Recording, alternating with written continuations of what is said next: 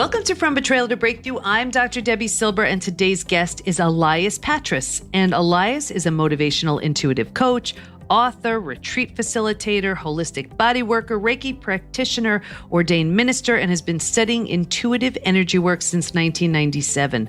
He graduated from the Chicago School of Massage Therapy, taught massage for 8 years, including continuing education. He completed a 2-year apprenticeship program in Peruvian shamanic studies, and he co-facilitates a 4-weekend earth honoring apprenticeship program too.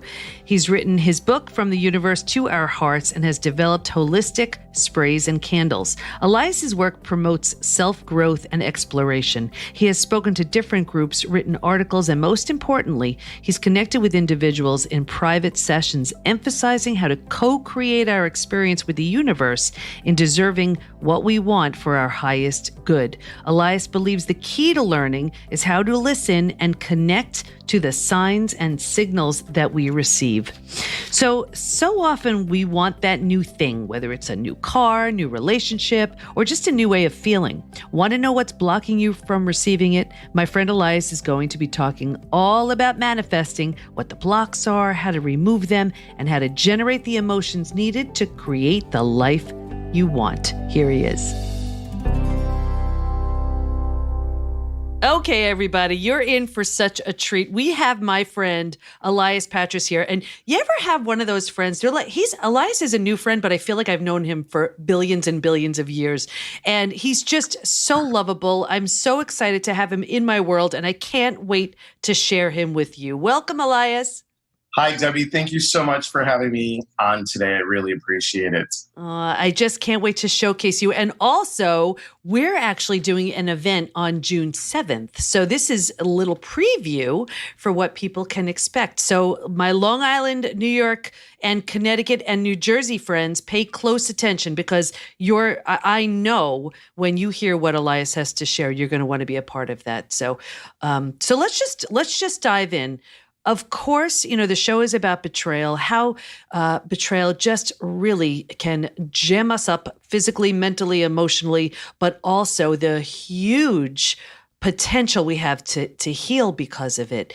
And maybe, if we can start with, what were some reasons why a betrayal may have happened, and what's the manifestation possibilities that can come as a result?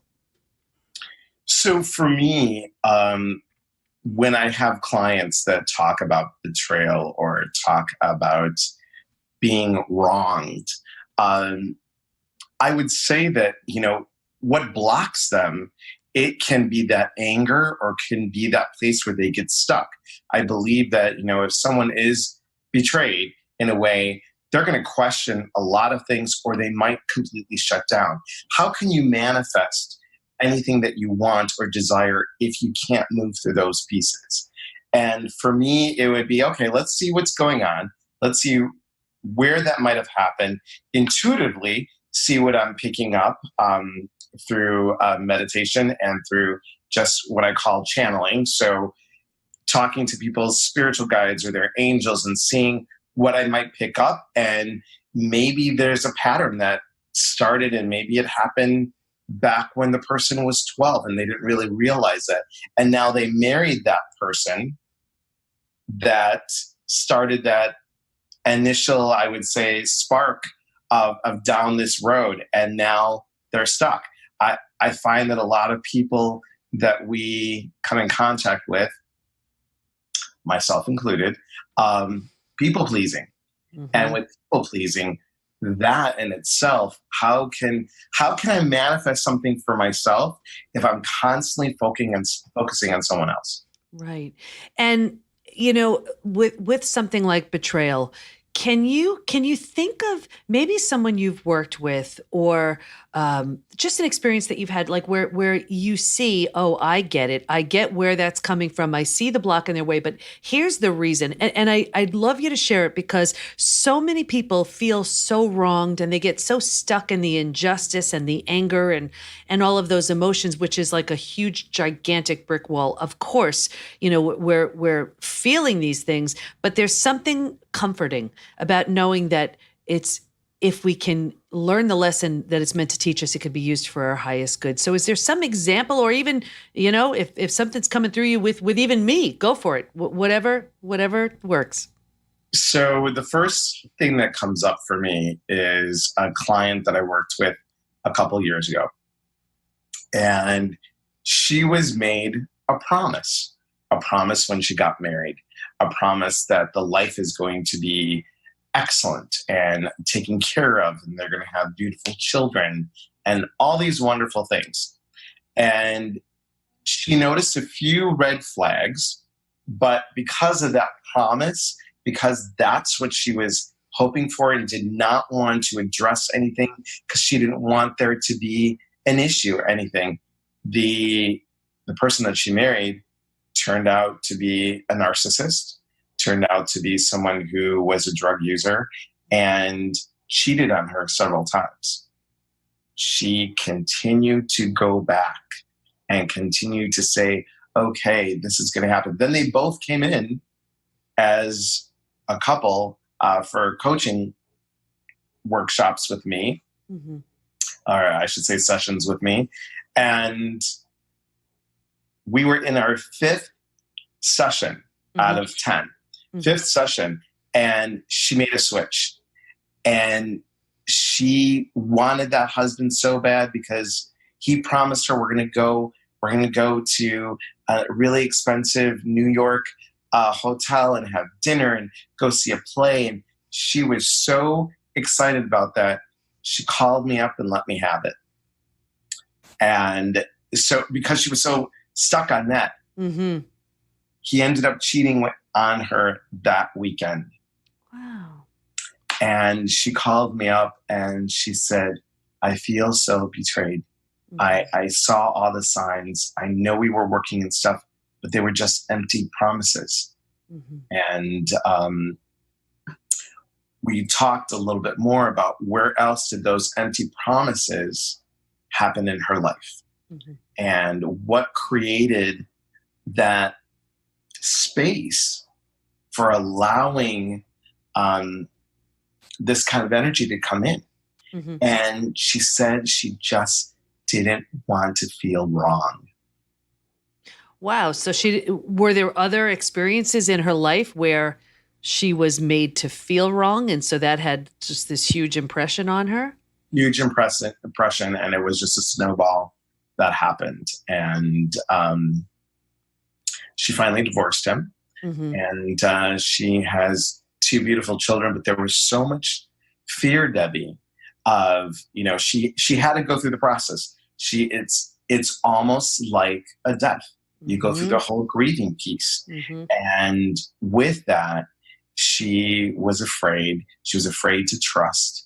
And we had a few more sessions. And from what I gather now, she's in a great relationship. She put out what she wanted first. She said, I suggested to her, strongly suggested to her, you're on a date, it's an interview. It's just like a job. You have to ask the questions that you want. And words are wonderful. Let's see what they do about those words. Actions speak louder than words. And I have to tell you that she has really come around herself, and she's doing well. And I want to stop you because you brought up the grieving piece. There is a huge grieving process with betrayal because, you're not just grieving, let's say, the loss of a relationship. You're grieving the loss of your expectations. You're grieving what you wanted and didn't get, what you signed up for, what you thought you'd have. I mean, all of these things. And that it's in that grieving that it really shifts us and allows us to go from one stage to the next. That's a big defining factor, moving us specifically from, the as far as the stages of betrayal to breakthrough, going from stage 3 to stage 4, where we can live in survival mode. But then when we finding and adjusting to that new normal, we need to grieve. And that's one of the biggest things that helps us make that move from one stage to the next. So I'm so glad you brought that up. So what were something, because trust, of course, is demolished with betrayal. What'd you do to help rebuild trust, to help her rebuild trust? So the big piece was her forgiving herself. It was huge. I said, do you trust yourself? And she looked at me and she said, I think so. And I said, are you asking me or telling me? And she said, if I have to be honest, I don't trust myself anymore. And I said, all right, then let's get in love with yourself again. And it was a process. And we did certain exercises to be able to call in more love. I had her buy flowers for herself every week. I had her take herself out on a date alone, get a babysitter for the kids, and her go out and feel empowered. There's so much to say about empowerment, and for her to love herself and trust herself, because as I've said in all my classes, all my workshops, all my retreats, the only thing that blocks us is fear. And when we have love of self, love of others, love of spirit, love of nature, love of our job, all love. Now, I'm not saying we all go around wearing rose-tinted glasses and everything, spread the love, but it is about spreading the love from a very heartfelt place that has authenticity and integrity. And when you start with yourself first and you know that you deserve it, you're really serving yourself. And let's go with that, because first of all, trust is such a huge thing with betrayal, because the person who's been betrayed says, well, I certainly don't trust my betrayer. I don't even trust myself, because how did I not see this coming? How did I not know? And this is where we move towards, and I've saw it in the study, we move towards religion, spirituality, where we reason, well, I can at least trust in something other than me. God, source, energy, whatever. And it gives us that sense of safety and security. But the self-love piece can be hard too, because if we believe all of those things, maybe because we could take betrayal, we take it personally. When we lose someone we love, we mourn the loss, but we don't take it personally. Betrayal, we take personally. So, and we can say if it's romantic betrayal, well, I'm not worthy, deserving, lovable, all of these things. So how do you help somebody rebuild those emotions that were really shattered? So it is to really take a look, Debbie, at those person's actions, because when someone is betrayed, I feel, because I have been betrayed as well, I take it to mean that there's something wrong with me. I did something wrong to allow those actions to happen. Well, if I was thinner, if I was smarter, if I was funnier, or all the thoughts that come, and I beat myself up about it. And then I get angry, and then I get sad, and then I move on. So that process happens quicker. And I think for anyone that has worked with me, the important piece to know is, what is it about the action and not themselves? So every action has a reaction. And as you know this, and if someone can say,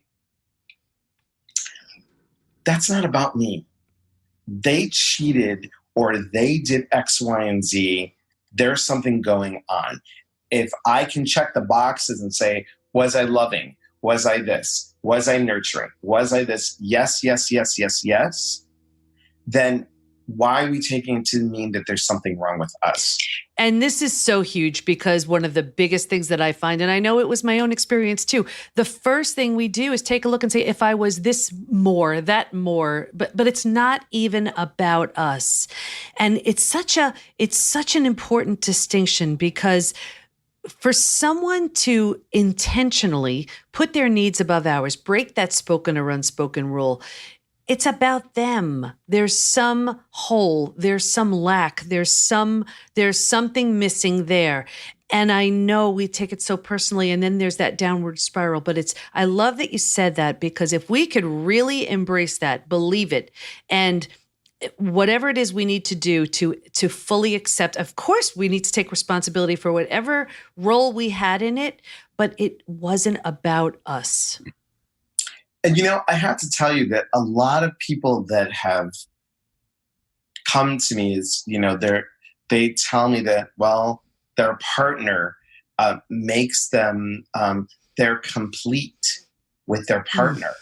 And I always get out a piece of paper and I draw half a circle. And I said, so you're telling me that this is you and this other half of the circle is the other person. I bring the two circles together and I say, look, you're complete. Is that correct? And they said, well, and I said, hey, because now look what happens. That goes away. You're half a person. Mm-hmm. When you have a complete person, you are already complete, and another complete person comes along and they put these two circles together. It's like a nice infinity sign. And there's an ebb and flow, and that person complements you. They support you to complement you being the best you. If for some reason that is taken away, you are still complete.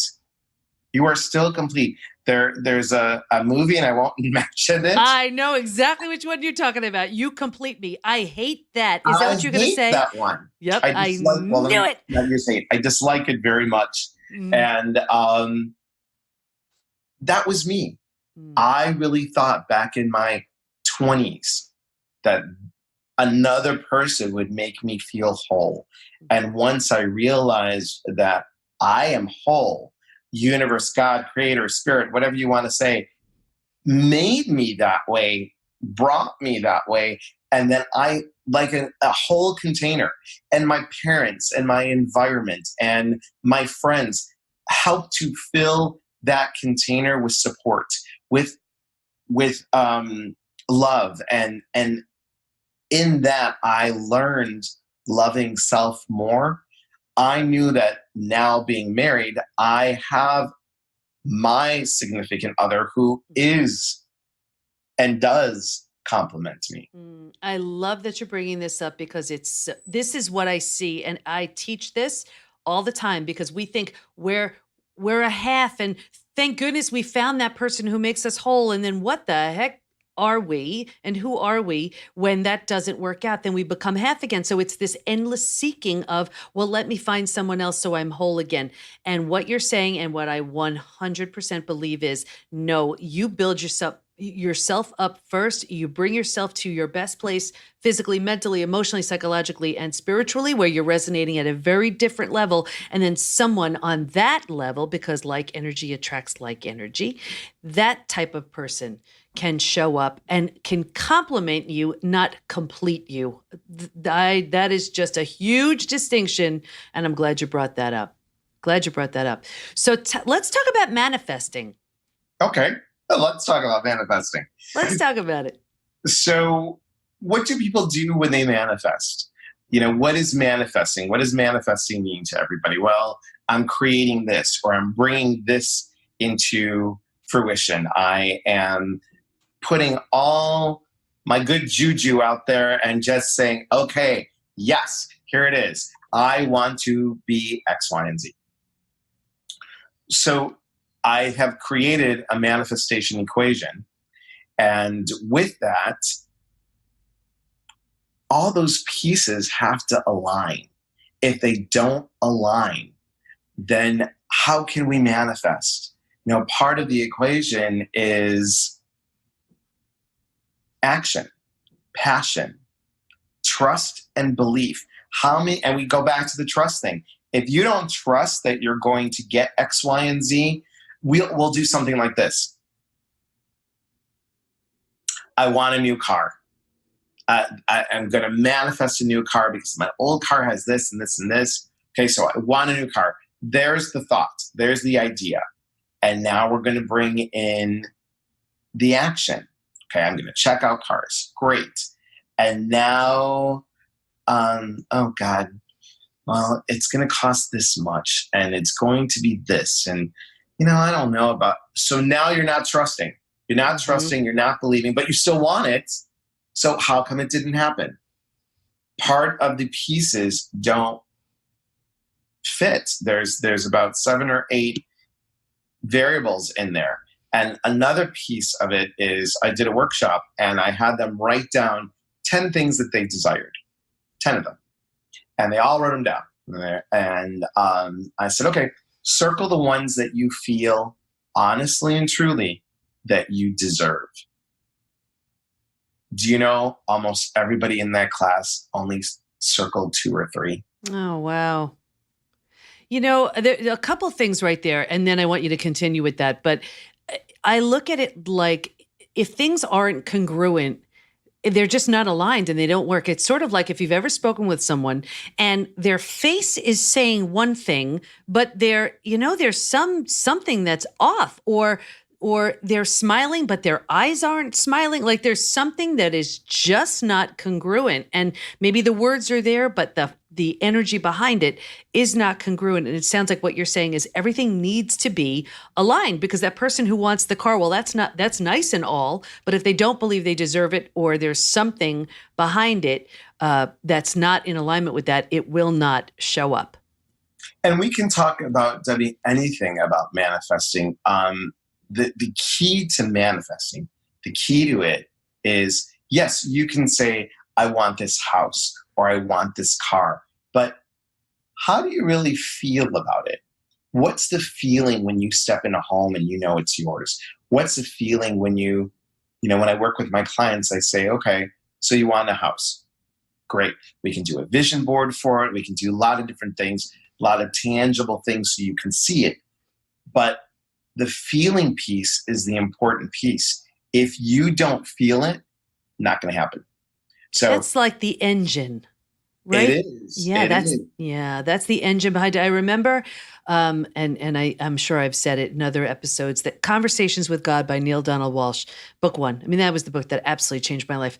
And I remember reading about how it's not the thought, it's the thought behind the thought. That's the driver. So the thought, like in what you're saying, the thought could be, I want a car, but what's behind it? I don't deserve it. I'll never get it. Or I'm really ready for that car. It'll create 2 very different scenarios. And what I like to do, especially on the retreats, because when I do my retreats, I have a whole weekend of participants, and they walk in on Friday, and it's everybody. It's even me at times. Our head talks to our heart. And what I want them to do is flip it.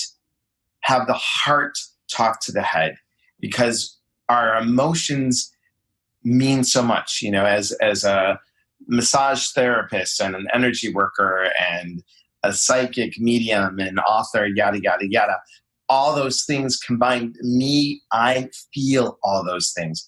And our emotions can create so many things physically. We learned that in massage school, and I used to teach for 8 years. And I would tell the students, that when you have a stiff neck and it's really tight, where are you not using communication?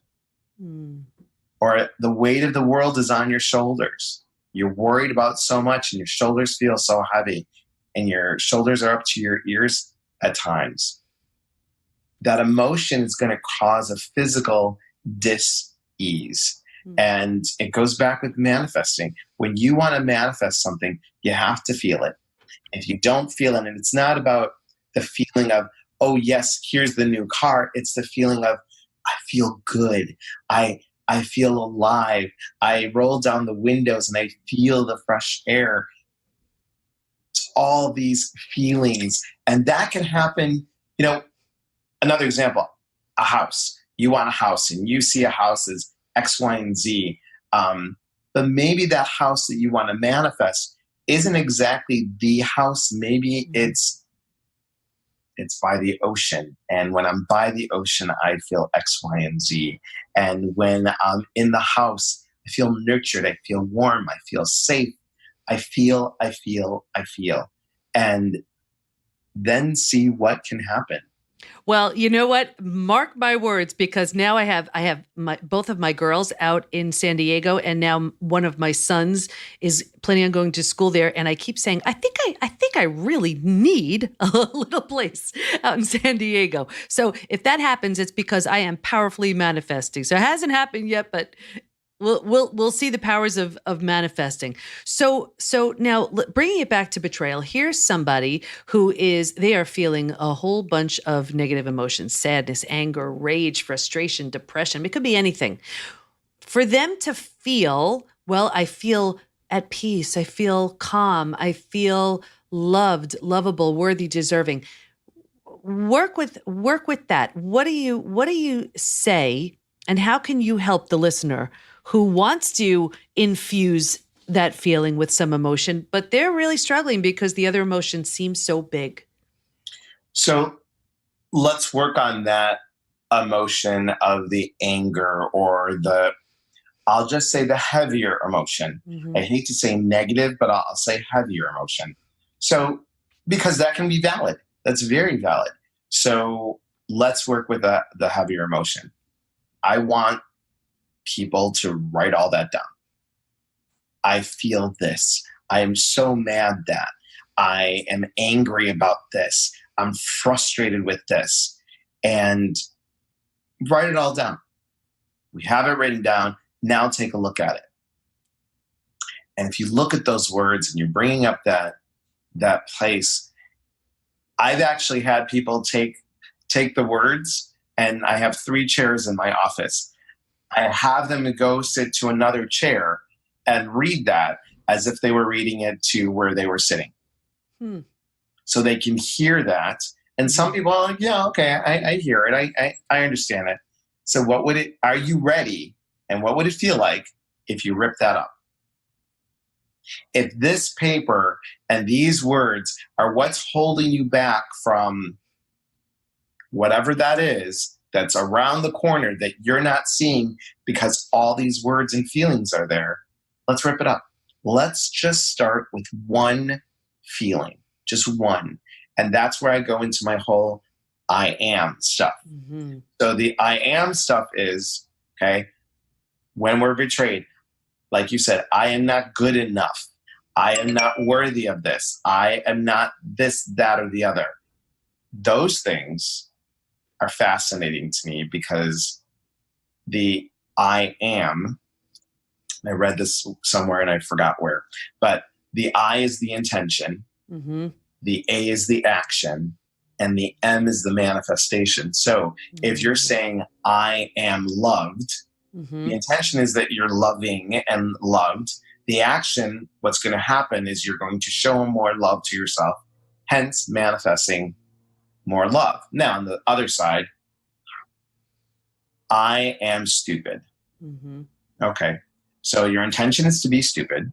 Mm-hmm. Your actions are going to show that you're stupid. So the universe is going to show you and manifest you more stupid things coming to you. Mm. You know what, Elias, what do you want to make sure everyone knows before we wrap up?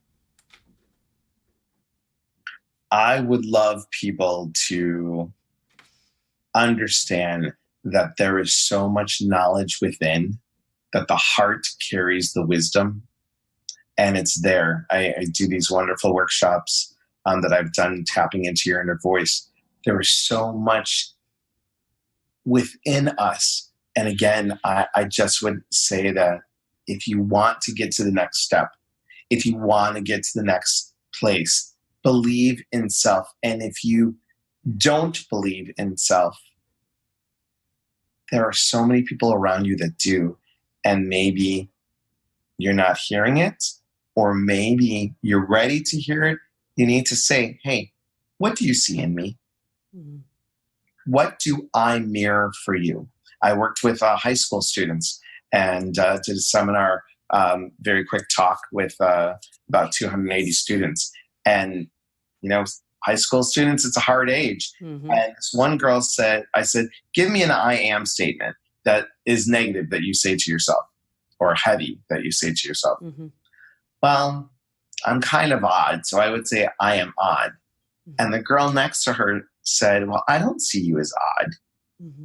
And I said, so what's a positive thing that you can give her that you see in her? She said, well, she's cool. I said, okay, what's a good word to say to yourself now that you know that this person sees you're cool? She said, I'm cool. And I said, how about this? I am unique. Because you're still saying that, yeah, you're different, you're odd, but odd doesn't have to be a bad thing. You're unique. Mm-hmm. You're special.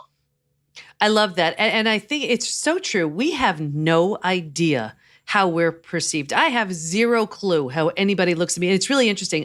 When the kids were young, we used to play this game and it was called Sit in the Seat. Everybody had their seats at the dinner table, and every so often we would switch and we would have to become that person.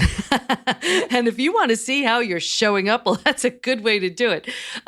But that it wasn't necessarily positive all the time, but it was very, very interesting. But it's really so true. We're so quick to see the negatives in ourselves, but ask someone who knows us, who spends time with us, and I'm sure they see something so positive. Okay, so Elias, where do we learn more about you, and how can we stay in touch?